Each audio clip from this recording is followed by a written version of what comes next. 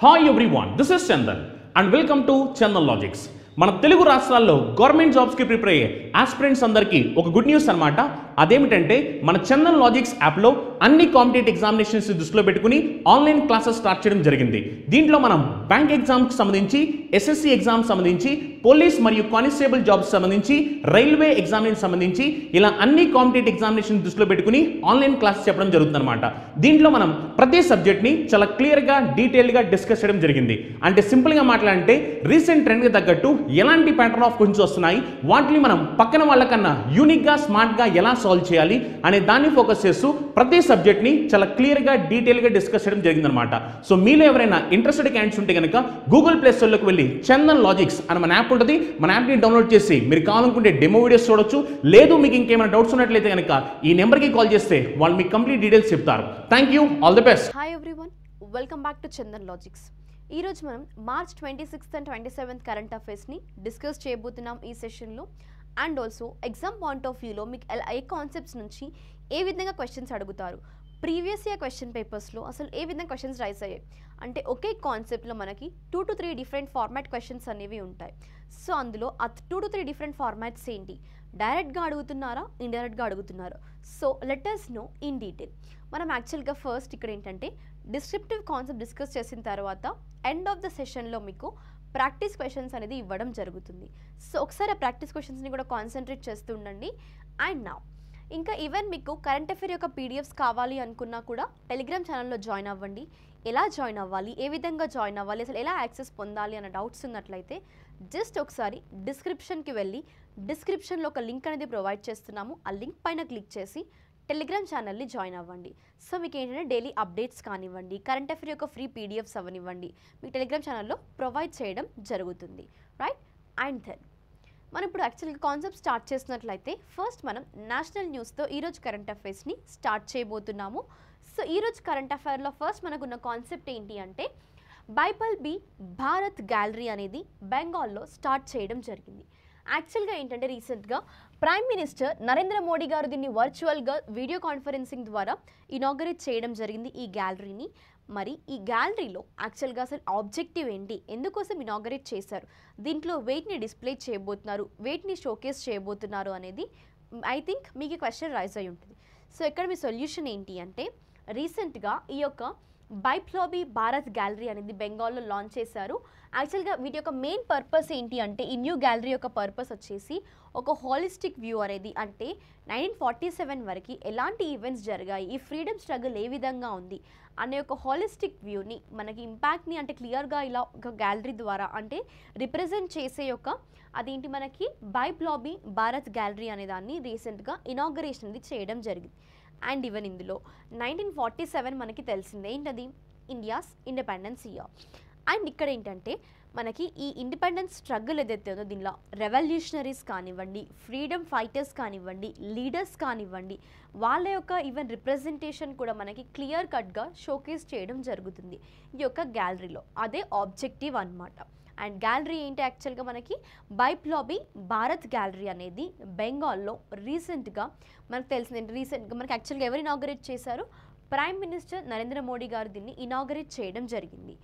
And then ఇక్కడ ఏంటంటే ఇంకా ఎక్కువగా హైలైట్స్ కూడా చెప్పాను కదా ఇందాక, రెవల్యూషనరీస్ కానివ్వండి, ఫ్రీడమ్ ఫైటర్స్ అవనివ్వండి, ఈ ఫ్రీడమ్ స్ట్రగుల్ ఆఫ్ ఇండియా ఏదైతే ఉందో దీన్ని ఒక ఎపిక్ వ్యూలో మనకి ఒక హాలిస్టిక్ వ్యూలో చూపించేదే ఈ యొక్క గ్యాలరీ అనమాట.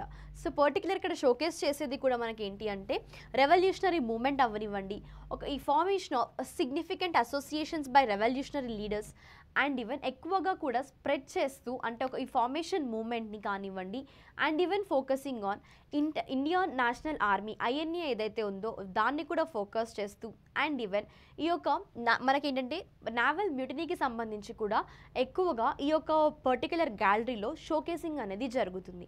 అంటే మీకు తెలియాల్సింది ఏంటి, ఈ యొక్క గ్యాలరీ అన్నాం కరెక్టే, కానీ దీంట్లో వెయిట్ని రిప్రజెంట్ చేస్తున్నారు, షోకేస్ చేయడం ఏంటి, యాక్చువల్గా ఎగ్జిబిట్ చేసేది ఏంటి. మరి గ్యాలరీకి మనం వెళ్ళినట్లయితే మనకు కనిపించేవి ఏంటి అంటే ఒక ఈవెంట్స్ అనేవి 1947 అనే మార్క్ ఏదైతే ఉందో మనకి ఈ మార్క్ అనేది చాలా ఇంపార్టెంట్ ఇండియన్ హిస్టరీలో కూడా. అండ్ ఈవెన్ మనకి ఇప్పటి వరకు తెలిసింది కూడా ఏంటి 2022 కూడా రిప్రజెంట్ చేసేది ఈ యొక్క 1947ని మార్క్ చేసుకొని ఆజాదీ కా అమృత్ మహోత్సవ్ సెలబ్రేషన్స్ అంటున్నాం. అంటే ఏంటి, ఇండియా యొక్క 75 వసంతాల మనకేంటంటే ఇక్కడ ఇప్పటివరకు పూర్తి చేసుకుంది కాబట్టి ఈ యొక్క ఫ్రీడమ్ సంబంధించి సో ఈ యొక్క ఆజాదీ కా అమృత్ మహోత్సవ్ అనేది సెలబ్రేషన్స్ చేస్తున్నాం. సో ఇక్కడ మార్క్ ఇయర్ ఏంటి, మరి మనకి 75 ఇయర్స్ని ఏ విధంగా రికగ్నైజ్ చేసాం మనము 1947 నుండి, రైట్. సో ఈ యొక్క ఈవెంట్స్ అన్నిటినీ కూడా ఇక్కడ షోకేస్ చేసేది ఈ యొక్క గ్యాలరీ అనమాట. Is it clear? And then next మనకి ఏంటంటే కరెంట్ అఫైర్లో ఉన్న కాన్సెప్ట్ వచ్చేసి గవర్నమెంట్ రీసెంట్గా ఒక డెసిషన్ తీసుకుంది అండ్ ఒక టార్గెట్ని సెట్ చేసుకుంది. ఆ డెసిషన్ ఏంటి, టార్గెట్ ఏంటో ఇప్పుడు మనం డిస్కస్ చేయబోతున్నాం. అండ్ ఇందులో ఇన్వాల్వ్ అయిన మినిస్ట్రీ ఏంటి అంటే that is civil aviation ministry అనేది ఇందులో మేజర్ రోల్ ప్లే చేసింది. ఏంటంటే ఒక డెసిషన్ అండ్ టార్గెట్కి వచ్చేసి 220 న్యూ ఎయిర్పోర్ట్స్ని ఇండియాలో సెటప్ చేయాలి. కానీ ఎప్పటి వరకు టార్గెట్ అన్నాం అంటే ఒక ఇయర్ని సెట్ చేసుకుంటారు కదా, ఆ ఇయర్ వచ్చేసి 2025 ఏదైతే ఉందో ఆ పర్టిక్యులర్ ఇయర్ని ఇక్కడ సెట్ చేసుకోవడం జరిగింది. దేనికి సంబంధించి 2025లోగా 220 న్యూ ఎయిర్పోర్ట్స్ని సెట్ చేయాలి, క్రియేట్ చేయాలి అన్న ఉద్దేశంతో గవర్నమెంట్ ఒక డెసిషన్ అండ్ ఒక స్టేట్మెంట్ని పాస్ చేసింది. మరి ఇక్కడ దానికి సంబంధించిన మినిస్టర్ గురించి వెళ్ళినట్లయితే యూనియన్ సివిల్ ఏవియేషన్ మినిస్టర్ ఎవరు మనకి జ్యోతిరాదిత్య సింధియా గారు రీసెంట్గా ఈ యొక్క స్టేట్మెంట్ని పాస్ చేయడం జరిగింది. దట్ ఈస్ గవర్నమెంట్ అనేది ఒక టార్గెట్ని సెట్ చేసుకుంది, 220 న్యూ ఎయిర్పోర్ట్స్ని మనకి 2025 లోపు పూర్తి చేయాలి అని ఈ యొక్క టార్గెట్ని సెట్ చేసుకుంది అనేది ఒక స్టేట్మెంట్ అనేది రీసెంట్గా అనౌన్స్ చేశారు. అండ్ ఎందుకోసం ఈ యొక్క టార్గెట్ని సెట్ చేశారు, అసలు ఆబ్జెక్టివ్ ఏంటి అంటే ఇండియన్ ఎకానమీకి సివిల్ ఏవియేషన్ ఇండస్ట్రీ ఏ విధంగా అసలు రిలేషన్ ఉంటుంది అంటే ఏ విధంగా హెల్ప్ అవుతుంది ఇండియన్ ఎకానమీ ఇంక్రీజ్ అవ్వడానికి అన్న మెయిన్ మోటోతో మెయిన్ ఆబ్జెక్టివ్తో. అంటే ఇక్కడ మనకి ఏంటి, సివిల్ ఏవియేషన్ ఇండస్ట్రీ అనేది ఒక క్రిటికల్ కాంపోనెంట్ ఎందులో ఇండియా యొక్క ఎకానమీని ఇంప్రూవ్ చేయడంలో. సో ఈవెన్ మనకి 2025 వరకు టార్గెట్ని సెట్ చేసుకున్న నంబర్ ఆఫ్ ఎయిర్పోర్ట్స్ ఎన్నవి 220 న్యూ ఎయిర్పోర్ట్స్ అనమాట. And also including in response to the civil aviation ministry's request for grants of 2020-23కి సంబంధించి సింధియా గారు స్టేట్ చేసింది కూడా ఈవెన్ ఇండియా యొక్క ప్రోగ్రెస్ అనేది బోత్ డొమెస్టిక్ ట్రావెల్స్ అవనివ్వండి ఫారెన్ ట్రావెల్స్ అయినా కూడా ప్రీవియస్గా కోవిడ్ పాండమిక్ సిచ్యువేషన్లో కూడా ఈ యొక్క ఇండియా ప్రోగ్రెస్ అనేది పర్టికులర్గా ఉంది కాబట్టి even that is regarding the both the travels domestic and as well as foreign even during the pandemic situation. So ఈ విధంగా ఇండియా యొక్క ఎకానమీలో మేజర్ కాంపోనెంట్ అయిన సివిల్ ఏవియేషన్ ఇండస్ట్రీ అనేది ఇంకా ఇంప్రూవైజ్ చేయడానికి ఇలా కొన్ని టార్గెట్స్ని సెట్ చేసుకోవడం జరుగుతుంది. సో ప్రస్తుతం ఉన్న టార్గెట్ వచ్చేసి 220 న్యూ ఎయిర్పోర్ట్స్ మనకి ఏ ఇయర్లోగా అవి క్రియేట్ చేయాలి ఇండియాలో అంటే 2025లోగా, right. I hope that you are clear with the concept. And then మనం సమిట్స్ అండ్ కాన్ఫరెన్సెస్కి వెళ్ళినట్లయితే ఇండియన్ సైకియాట్రిక్ సొసైటీకి సంబంధించి యాన్యువల్ నేషనల్ కాన్ఫరెన్సెస్ అనేవి జరుగుతుంటాయి. సో ప్రస్తుతం 2020లో జరిగిన ఈ యొక్క కాన్ఫరెన్స్ వచ్చేసి 73rd కాన్ఫరెన్స్ అనమాట. అంటే ఎడిషన్ రిప్రజెంట్ చేస్తాం కదా, మీకు న్యూమరికల్గా ఎగ్జామినేషన్లో అడిగే పాయింట్స్ ఏంటి అంటే బేసికల్గా ఎడిషన్స్కి సంబంధించి లేదన్నప్పుడు కొన్ని ఇయర్స్ అడుగుతుంటారు, అది కూడా కాదు అనుకున్నప్పుడు ఇంపార్టెంట్ డేస్లో డేట్స్ మెన్షన్ చేస్తుంటాం కదా, ఆ డేట్స్కి సంబంధించి, రైట్. సో ఇక్కడ ఏంటంటే న్యూమరికల్ క్వశ్చన్ మనకి ఈ కాన్సెప్ట్ పర్టికులర్ కాన్సెప్ట్ నుంచి అడిగే ఛాన్సెస్ ఉంటాయి అంటే ఎడిషన్కి సంబంధించి Indian psychiatric society annual national conference అనేది 2020 రిప్రజెంట్ చేసింది. ఎన్నో ఎడిషన్, 73rd ఎడిషన్ అనమాట. And then moving to the concept ఏంటి అంటే మనకి యాక్చువల్గా ఇది ఆర్గనైజ్ చేసింది 26 మార్చ్ రోజున అనమాట. అండ్ ఎక్కడ అంటే మనకు అది విశాఖపట్నంలో. ప్రీవియస్గా కూడా 37 సంవత్సరాల క్రితం యాక్చువల్గా ఈ యొక్క ఇండియన్ సైకియాట్రిక్ సొసైటీ సంబంధించిన నేషనల్ కాన్ఫరెన్స్ అనేది విశాఖపట్నంలో జరిగింది. ఎప్పుడది ప్రీవియస్ 37 ఇయర్స్ ఎగో. మళ్ళీ ఇప్పుడు 2022లో మనకి 73rd ఎడిషన్ అనేది విశాఖపట్నంలో చోటు చేసుకోవడం జరిగింది. అండ్ ఇందులో ఏంటంటే ఇండియా నుండి కానివ్వండి అబ్రాడ్ నుంచి కూడా చాలా మెంబర్స్ పార్టిసిపేట్ చేశారు. అండ్ మరి ఇలాంటి కాన్ఫరెన్సెస్కి ఒక థీమ్ని కన్సిడర్ చేసుకున్నారు. ఆ థీమ్ ఏంటి అంటే ఎక్కువగా ఫోకస్ చేసేది కూడా 2020కి సంబంధించి బ్రిడ్జింగ్ మైండ్స్ కనెక్టింగ్ జనరేషన్స్ అనేది. ఎందుకోసం ఈ bridging minds that is connecting generations అనే దాన్ని ఫోకస్ చేశారు థీమ్ అంటే ఫస్ట్ మనం ఎక్స్ప్లెనేషన్కి వెళ్ళే ముందు మళ్ళీ ఒకసారి చూడండి ఏంటంటే అది bridging minds and connecting generations అనేది 2022 యొక్క annual national conference of Indian psychiatric society యొక్క థీమ్ అన్నమాట. మరి ఇక్కడ ఏంటంటే ఈ థీమ్ని ఎందుకు కన్సిడర్ చేశారు అంటే this was very appropriate in the view of growing the generation gap and also it's impact on the society. అంటే ఈ జనరేషన్ గ్యాప్ పెరగడం ద్వారా సొసైటీ పైన ఏ విధమైన ఇంపాక్ట్ అనేది ఉంది దాన్ని తెలియజేయడం కోసమే ఒక థీమ్తో సింపుల్గా డిఫైన్ చేశారు. ఆ థీమ్ ఏంటి మనకి ఇక్కడ, బ్రిడ్జింగ్ మైండ్స్ కనెక్టింగ్ జనరేషన్స్ అనేది 2022 యొక్క థీమ్ అనమాట. అండ్ నెక్స్ట్ కాన్సెప్ట్కి వెళ్ళినట్లయితే అవార్డ్స్ అండ్ హానర్స్కి సంబంధించి. అండ్ ఇందులో ఏంటంటే ఫస్ట్ మనం డిస్కస్ చేయబోయేది దేవేంద్ర జచారియా గారికి సంబంధించిన one of the highest civilian award అనేది రిసీవ్ చేసుకోవడం జరిగింది. సో మరి ఏ కేటగిరీలో అండ్ ప్యారలల్గా మనకి దేవేంద్ర జచారియా గారికి సంబంధించి కాకుండా అదర్ పర్సన్ గురించి కూడా మనం ఈరోజు కరెంట్ అఫైర్లో డిస్కస్ చేయబోతున్నాం. అదే మనకి అవని లెఖరా గారు. అండ్ తనకి సంబంధించిన కొంత మనకి ఏంటంటే కరెంట్ అఫైర్ని కూడా ఈరోజు డిస్కస్ చేయబోతున్నాము. రీసెంట్గా ప్రెసిడెంట్ రామ్నాథ్ కోవింద్ గారు అందించిన మనకేంటంటే హైయెస్ట్ సివిలియన్ అవార్డ్స్కి సంబంధించి ఈరోజు మనం అవార్డ్స్ అండ్ హానర్స్లో డిస్కస్ చేయబోతున్నాం. అండ్ రీసెంట్గా దేవేంద్ర జచారియా గారు యాక్చువల్గా has become the first para athlete to receive Padma Bhushan award అనమాట. ఏ కేటగిరీ అది, first para athlete పద్మభూషణ్ని అందుకోవడంలో Devendra Jhajharia గారు ఫస్ట్ పారా అథ్లెట్గా రికగ్నైజ్ అవ్వడం జరిగింది. అండ్ ఎందుకోసం అంటే ఈవెన్ యాక్చువల్గా తను చాలా పారాలింపిక్ మెడల్స్ని కూడా విన్ అయ్యారు. ఈవెన్ గోల్డ్ కూడా తను యాక్చువల్గా 2004 పారాలింపిక్ గేమ్స్లో అథెన్స్లో జరిగినప్పుడు తను గోల్డ్ మెడల్ కూడా విన్ అయ్యారు. 2016 రియో గేమ్స్లో and as well as silver medal at 2020 Tokyo Olympics. ఇక్కడ మీరు ఇమేజ్ చూసుకున్నా కూడా just the person receiving Padma Bhushan award అనమాట. మనకి ప్రెసిడెంట్ గారి చేతుల మీదుగా తను one of the highest civilian అవార్డ్ని రీసెంట్గా అందుకోవడం జరిగింది. సో అదే మనకి దేవేంద్ర జచారియా గారికి సంబంధించిన కరెంట్ అఫైర్. అండ్ అవని లెఖరా గారు తన యొక్క సిగ్నిఫికెన్స్ కానీ తను ఏ యొక్క అవార్డుని తీసుకున్నారు అంటే one of the highest civilian awards of ఇండియాకి సంబంధించి పద్మశ్రీని రీసెంట్గా అవని లెఖరా గారికి అందించడం జరిగింది.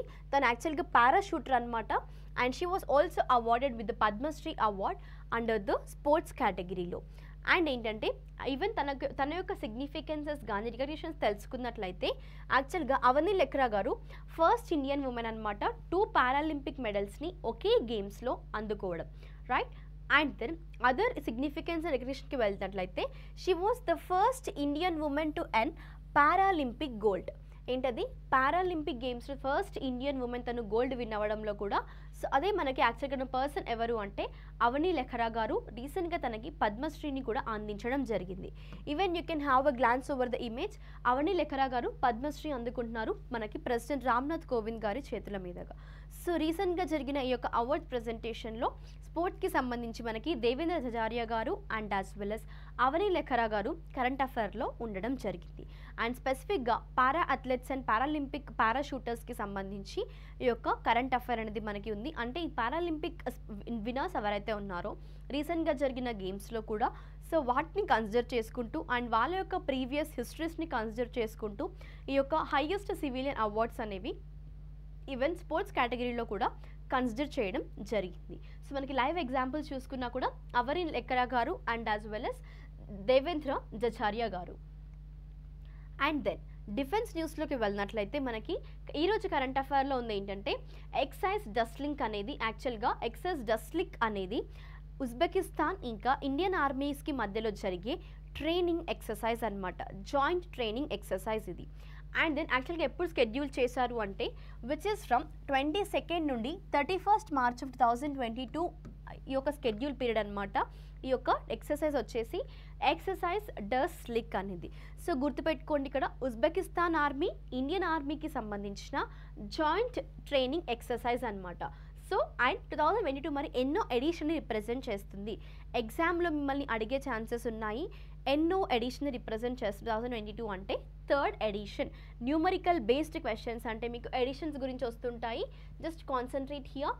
అండ్ దెన్ ప్రీవియస్గా లాస్ట్ ఎడిషన్ ఎప్పుడు జరిగింది ఎక్సైజ్ డస్లింక్ది అంటే 2021లో మనకి ఉత్తరాఖండ్లో రాణికేట్లో జరిగింది. అండ్ ప్రస్తుతం 2022లో జరిగేవి ఎక్కడ అంటే ఉజ్బెకిస్తాన్లో. ఏ రీజియన్ అంటే మనకి యంగియారక్ రీజియన్లో ఉజ్బెకిస్తాన్లో 2022 అంటే ప్రీవియస్గా ఇండియాలో జరిగితే ఈ ఇయర్ ఉజ్బెకిస్తాన్లో మళ్ళీ ద నెక్స్ట్ అంటే ఇలా ఒక సైక్లిక్ ప్రాసెస్ని కూడా అంటే కొన్నిసార్లు కొన్నిటికి తీసుకుంటారు. అంటే ఎక్కడైతే కన్వీనియంట్ ఏరియాస్ ఉంటాయో ఎక్సర్సైజ్ కండక్ట్ చేయడానికి ఆ కంట్రీస్ని చూస్ చేసుకుంటారు.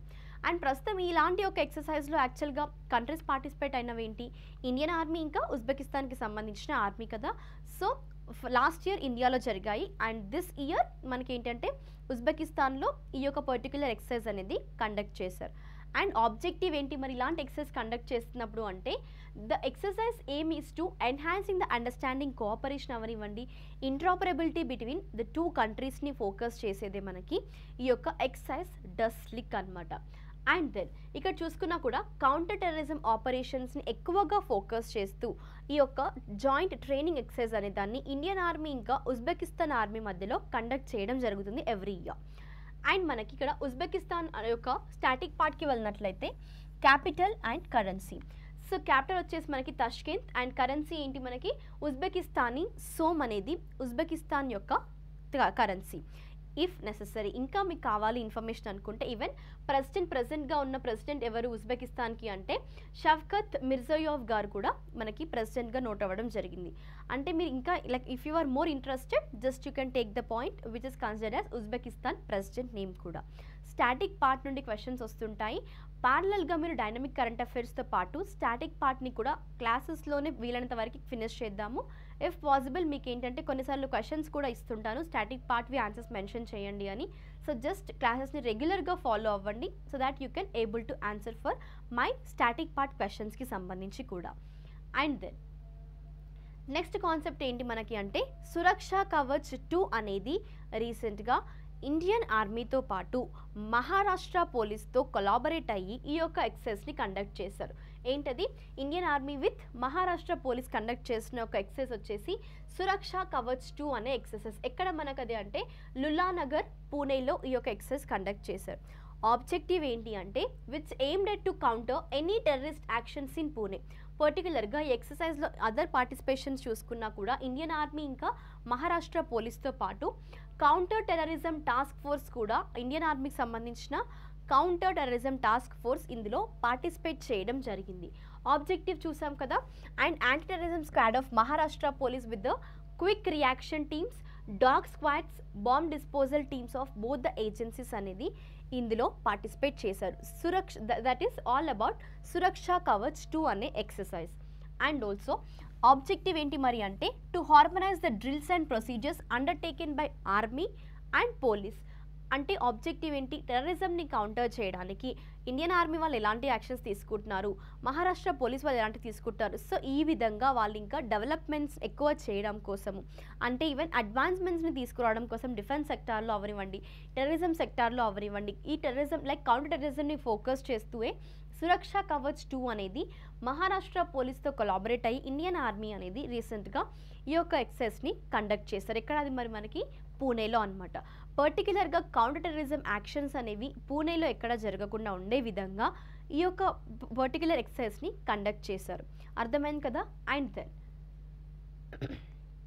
నెక్స్ట్ మనం ఇంపార్టెంట్ డేస్లోకి వెళ్ళినట్లయితే ఇక్కడ ఉంది ఏంటంటే మనకి షాహిద్ దివాస్ లేదా Sarvodaya Diwas or else martyrs Diwas అని కూడా మనకి ఈ యొక్క ఇంపార్టెంట్ డేని సెలబ్రేట్ చేస్తుంటారు. ఇదేంటంటే ఇండియాకి సంబంధించిన 3 ఫ్రీడమ్ ఫైటర్స్ లేదా freedom leaders like revolutionary leaders అని కూడా చెప్పుకోవచ్చు. ఒక రిమెంబరెన్స్గా వాళ్ళకి ఒక ట్రిబ్యూట్ పే చేయడానికి ఈ యొక్క డేని సెలబ్రేట్ చేస్తుంటారు. అండ్ మ్యాటర్స్ డే అని కూడా అదర్ డేని అంటారు. అదేంటంటే జనవరి 30ని మహాత్మా గాంధీ గారి యొక్క లైక్ తన యొక్క ట్రిబ్యూట్ని పే చేయడానికి కూడా ఈ యొక్క డేని కన్సిడర్ చేస్తుంటారు మ్యాటర్స్ డే అనేది. అండ్ అదర్ డే ఏంటి అంటే మార్చ్ 23న కూడా యాక్చువల్గా ఎవ్రీ ఇయర్ షాహిద్ దివాస్ అనేది అబ్జర్వ్ చేస్తుంటారు. చెప్పాను కదా 3 ఫ్రీడమ్ ఫైటర్స్ ఎవరు అంటే మనకి వెళ్ళినట్లయితే వాళ్ళ యొక్క డెత్ యానివర్సరీ రికగ్నైజ్ చేస్తూ ట్రిబ్యూట్ని పే చేయడం కోసము ఫ్రీడమ్ ఫైటర్స్ వచ్చేసి భగత్ సింగ్ గారు, సుఖ్దేవ్ థపర్ గారు and as well as Shivaram Rajguru గారు. సో వాళ్ళు ఎవరైతే ఈ ఇండియా యొక్క ఫ్రీడమ్కి వాళ్ళ లైఫ్స్ని సాక్రిఫైస్ చేశారో సో వాళ్ళకి మెయిన్గా ట్రిబ్యూట్ పే చేయడం కోసం మనకు తెలిసిందే India remembers these 3 freedom fighters on the martyrs day or Shaheed Diwas లేదా సర్వోదయ దివాస్ అని కూడా అనొచ్చు. 23rd మార్చ్ ఎవ్రీ ఇయర్ ఇండియాలో ఈ యొక్క ఇంపార్టెంట్ డేని సెలబ్రేట్ చేస్తుంటారు. అండ్ దెన్ ఏంటంటే హిస్టరికల్ బ్యాక్గ్రౌండ్ మీకు తెలుసుకోవాలి అనుకుంటే జస్ట్ హ్యావ్ ఎ గ్లాన్స్. యాక్చువల్గా వీళ్ళ ముగ్గురిని లైక్ హ్యాంగ్ చేయడం జరిగింది వాళ్ళకి అసాసినేషన్ అనేది. And which is by the John Saunders a British police officer in the year 1928. యాక్చువల్గా వాళ్ళు మిస్టేక్ చేసింది ఏంటి అంటే British police superintendent that is James Scott and తను ఏంటంటే ఆర్డర్ చేసింది కూడా లాఠీ చార్జ్. సో దానివల్ల ఏమైందంటే ఈవెన్చువల్గా లాలా లజపత్ రాయ్ గారి యొక్క డెత్కి రీజన్ అనేది ఈ లాఠీ చార్జ్ అనేది జరిగింది. సో వీటిని కన్సిడర్ చేసుకుంటూ ఈవెన్ చాలా ఏరియాస్ని లైక్ ఓవరాల్గా ఏంటంటే ఇక్కడ 3 ఫ్రీడమ్ ఫైటర్స్ని హ్యాంగ్ చేయడం జరిగింది 1928లో మనకి. సో వాళ్ళ యొక్క డెత్ యానివర్సరీని ఒక ట్రిబ్యూట్ పే చేయడం కోసమే ఈ సర్వోదయ దివాస్ అని కానీ షాహిద్ దివాస్ అని కానీ ఇలాంటి ఒక డిఫరెంట్ నేమ్స్తో మేజర్ ఆబ్జెక్టివ్ వచ్చేసి ఫ్రీడమ్ ఫైటర్స్ యొక్క డెత్ని, వాళ్ళ యొక్క వాల్యుయబుల్ లైఫ్స్ని ఇండియా యొక్క ఫ్రీడమ్ స్ట్రగుల్కి సాక్రిఫైస్ చేశారు కాబట్టి వాళ్ళ స్ట్రగుల్ని రికగ్నైజ్ చేయడం కోసమే ఇలాంటి కొన్ని ఇంపార్టెంట్ డేస్ని ఇండియాలో సెలబ్రేట్ చేస్తుంటారు. చెప్పాను కదా, మారిటర్స్ డే అనేది అదర్ డేని కూడా కన్సిడర్ చేస్తారు. అదేంటంటే January 30 కూడా. సో గుర్తుపెట్టుకోండి, March 23 అనేది 3 ఫ్రీడమ్ ఫైటర్స్ని రికగ్నైజ్ చేస్తూ ఈ యొక్క డేని సెలబ్రేట్ చేస్తుంటారు. అండ్ దెన్ ఆబిచరీస్కి వెళ్ళినట్లయితే రీసెంట్గా మనకి రమేష్ చంద్ర లహోటి గారు చనిపోవడం జరిగింది. సో జస్ట్ ఒకసారి have a glance over the image of a person. యాక్చువల్గా ఆర్సి లహోటి గారు ఏంటంటే ఫార్మర్ చీఫ్ జస్టిస్ ఆఫ్ ఇండియాగా వర్క్ చేశారు. ఎప్పుడు కానీ గుర్తుపెట్టుకోండి, ఆబిచరీస్ నుండి కూడా మీకు క్వశ్చన్స్ వస్తాయి. అసలు ఆబిచరీస్ వస్తాయా అని నెగ్లెక్ట్ చేసే ఛాన్స్ అయితే మీరు పెట్టుకోకండి. బికాస్ మీకు ఎగ్జామినేషన్ పాయింట్ ఆఫ్ వ్యూలో ఆబిచరీస్కి సంబంధించి ఈరోజు మనకి ఎవరు కరెంట్ అఫైర్లో ఉన్నారు, former chief justice of India Ramesh Chandra Lahoti గారు అన్నాం. తనకి సంబంధించిన కొన్ని ప్రీవియస్ హిస్టరికల్ బ్యాక్గ్రౌండ్ గురించి క్వశ్చన్స్ వస్తుంటాయి. దాన్ని ఎప్పుడు చనిపోయారు ఈ విధంగా కాకుండా ఇండైరెక్ట్గా ఎలా అడుగుతారు అంటే ఆర్సి లహోటి గారి యొక్క ప్రొఫెషన్ ఏంటి, ఆర్సి లహోటి గారు ఎలాంటి ఏరియాస్లో వర్క్ చేశారు అంటే డైరెక్ట్గా ఇలా మనకి farmer chief justice of India అయ్యారా, ప్రొసీజర్ ఏంటి, లైక్ తను ప్రీవియస్ వర్కింగ్ ఏరియాస్ ఒక స్టెప్ బై స్టెప్ తను ఏ విధంగా తన ఇంప్రూవ్మెంట్ ఉంది లైఫ్లో అనేది, రైట్. అంటే ఇక్కడ ఏంటంటే స్టెప్స్ టువర్డ్స్ హిస్ సక్సెస్ అనేవి.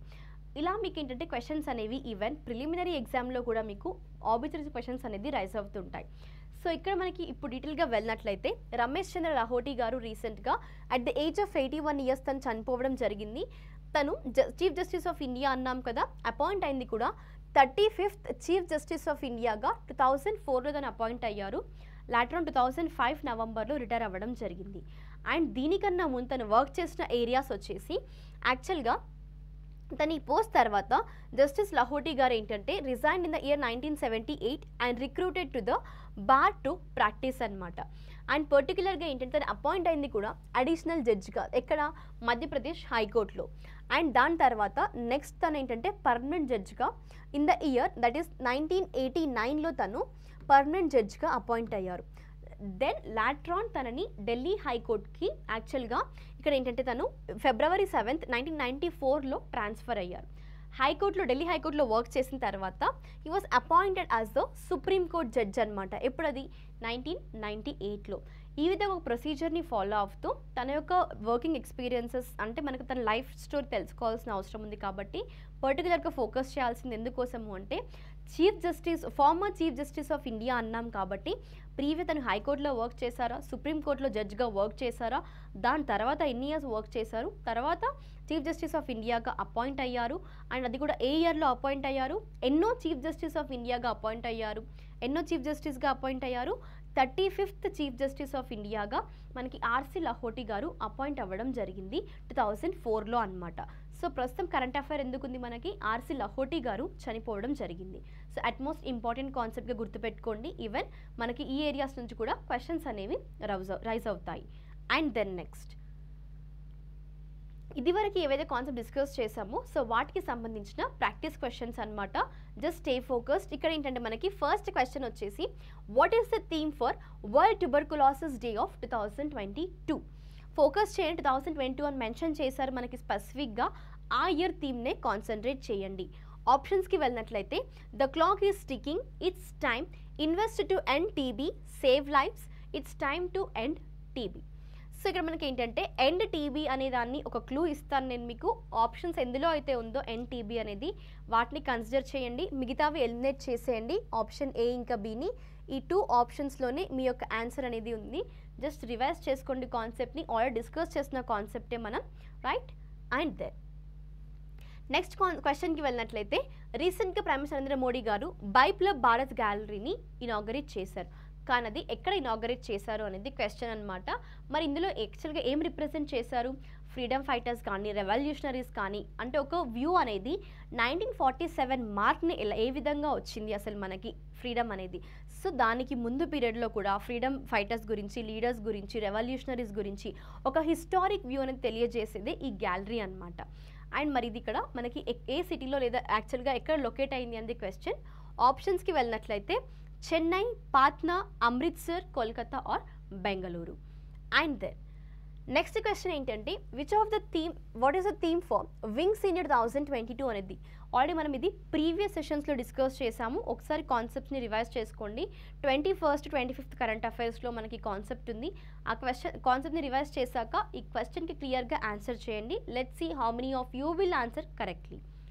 ఆప్షన్స్కి వెళ్ళినట్లయితే flying for all highlights, flying for all, India @75, new horizon for aviation industry, India global aviation hub. And then who has become the first para athlete to receive Padma Bhushan award. గుర్తుపెట్టుకోండి, ఇక్కడ మళ్ళీ confuse చేయడానికి కొన్నిసార్లు options రిపీటెడ్గా ఇస్తుంటారు. క్లియర్గా చదవండి ఆప్షన్స్లో కూడా. మరియప్పన్ తంగవేలు, దేవేంద్ర జజారియా, దీపక్ మాలిక్, పూజా జథియన్. సో ఇక్కడ ఏంటంటే మనకి క్వశ్చన్ వచ్చేసి become the first para athlete అన్నారు. అండ్ ఉమెన్కి సంబంధించి కూడా మనం అవని లెఖరా గారి గురించి డిస్కస్ చేసాము ఈరోజు కరెంట్ అఫైర్లో. సో జస్ట్ గుర్తుపెట్టుకోండి. అంటే ఒకవేళ క్వశ్చన్ తన గురించి రైజ్ అయినా కూడా మీరు ఆన్సర్ చేయాలి. తను రిసీవ్ చేసుకున్న అవార్డు ఏంటి? One of the highest civilian award వచ్చేసి పద్మశ్రీ. అండ్ అదర్ పర్సన్ ఎవరో అట్లీస్ట్ మీకు క్లూతో అయినా గుర్తు రావాలి. అవని లెఖరా గారు ఇంకా అదర్ పర్సన్ గురించి డిస్కస్ చేసాము. ఆప్షన్స్కి వెళ్తే మనం డిస్కస్ చేసాం కదా, just go through it clearly. మీకు గుర్తొస్తుంది అనుకుంటున్నాను ఈ యొక్క కరెక్ట్ ఎగ్జాక్ట్ ఆప్షన్స్తో.